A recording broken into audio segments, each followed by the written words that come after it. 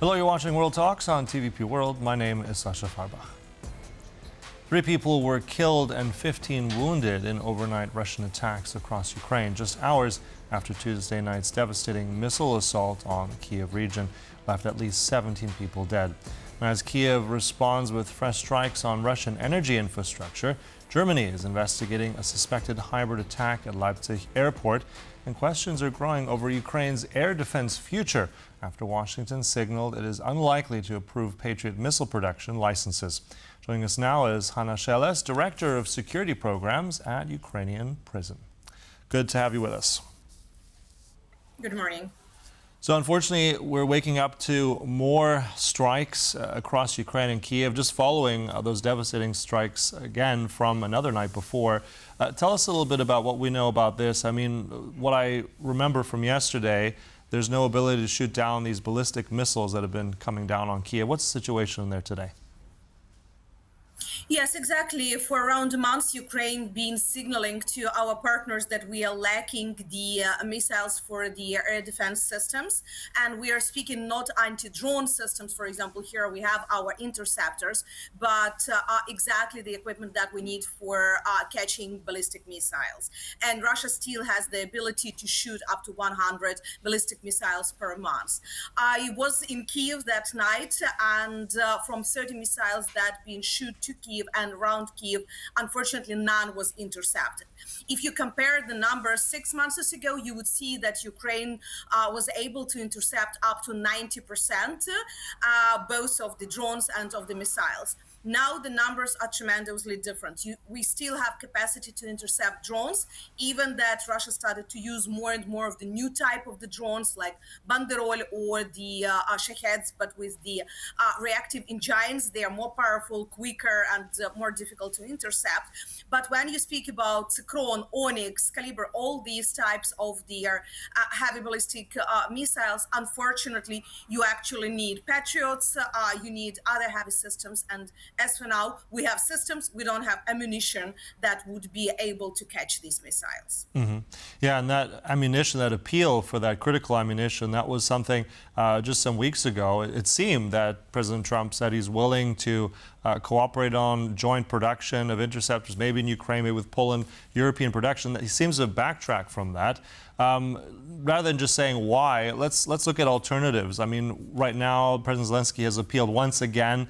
This is urgent. What are the backup plans in terms of this critical ammunition that Ukraine needs?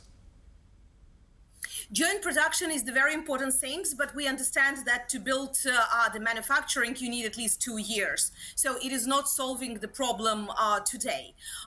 The alternatives, there are several. First of all, we still have these missiles at the stockpiles of the European countries and of the United States.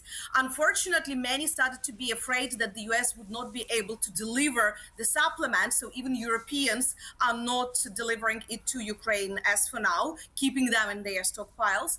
The second option is what we can have from Japan, for example, because they have the license from the United States to produce missiles for the Patriots. And the third alternative is what Ukraine is already doing with the European Union, that we started developing our own alternative to the Patriots. And we are not at the final stage yet, but we are at the quite an advanced stage, hoping to have the European option instead of the Patriots. Mm-hmm. Yeah, and as you said, all that takes time. I know that also President Zelensky has been touting this new ballistic shield, Freya. I know that's in early stages, but that still needs time.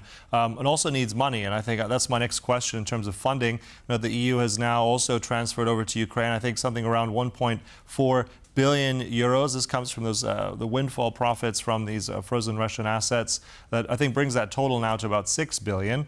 Much of that can be used for defense. So where do you think the most urgent need is for that money once it gets through? That's air defense, and air defense of any type that is possible. Because we know as soon as any negotiation starts or the talks about possible negotiations with Russia, Russia always intensifies the attacks, especially against the critical infrastructure. We are expecting the new attacks against the energy system. We are expecting, because we see that they are already probing the attacks against the water system in Ukraine, and we see a very heavy attacks against the port ports and ships. Daily, we are losing 1 or 2 civilian ships that are coming to the Ukrainian ports to take grain. So that's why air defense is always number one, and that's what Ukraine produces less.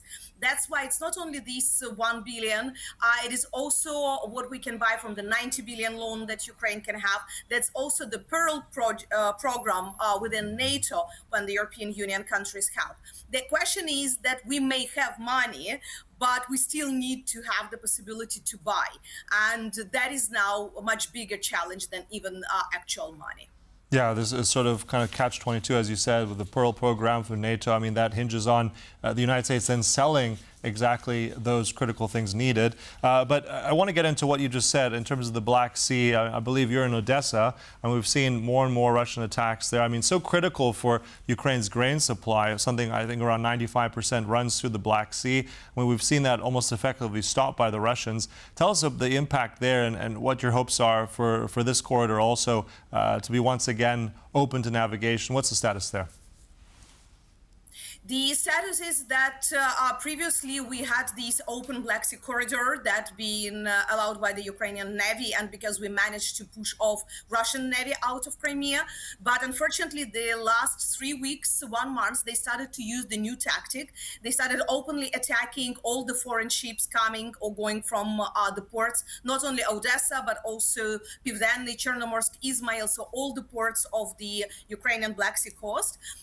In addition, they started to attack the grain facilities, so you are not able to save, and we're in the mid of the harvest, so you understand it's always a very hot period for the export. So what is happening now? We have de facto blocked ports again. We return back to the situation of 2022. Our Ministry of Foreign Affairs is discussing with our neighbors the possibility of the rail and road, just track export. You can imagine that it is absolutely different capacities. You need like one ship, it is several hundreds tracks at least, and the capacity of the roads, we already saw these huge lines, and not all countries are able to do it. Plus, unfortunately, not all our neighbors are so quick to help with this. We are now just in the middle of the negotiations, because it is the question of the capacities of their customs, for example, to allow the transit to the ports, to export it from Constanza, from Gdańsk, from different other ports. So it is the whole process where Ukraine, compared to the Black Sea ports, are not able to work alone. We need the goodwill and help of our neighbors. So a lot of countries around the globe will be with grain, because let's not forget that when we speak about the grain export, it's not just Ukrainian economy. It is important, but it is not the only 50%. It is the food security of other countries in the Middle East, in Asia, that are dependent sometimes very significantly from Ukrainian grains.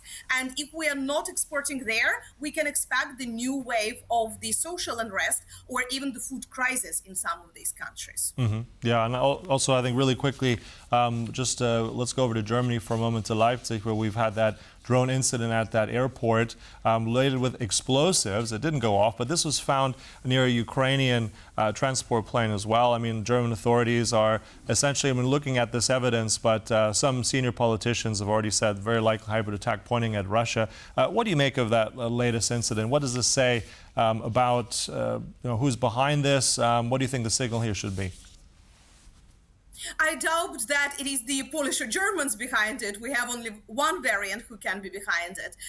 For me, it is the failure of the German air defense. It is the failure of the German intelligence. If such incidents can happen at such a strategic airport, it's not a random airport. Leipzig airport always been very well known for the strategic cargoes delivery. But also, let's be honest, it is not the first incident. We already had plenty of the incidents of the unknown drones flying over the European airports. And in many countries, they even didn't know what to do. For example, a few months ago, it was the incident in Brussels. And the Brussels airport didn't know that the Brussels Belgian police even had a special unit, anti-drone, and they didn't call them for quite a time. So that's the question now more for the European security services to revise their procedures, protocols, how they act, and to understand that drones is very easy easy to deliver or even to assemble. So we can expect, unfortunately, more of such incidents. All right, so we'll have to close it there, I'm afraid. But thanks for giving us all those insights, the latest from Ukraine there. That was Hanna Shelest. Thank you so much. And thank you for joining us here on World Talks. But do stay right here on TVP World for news and commentary. Goodbye.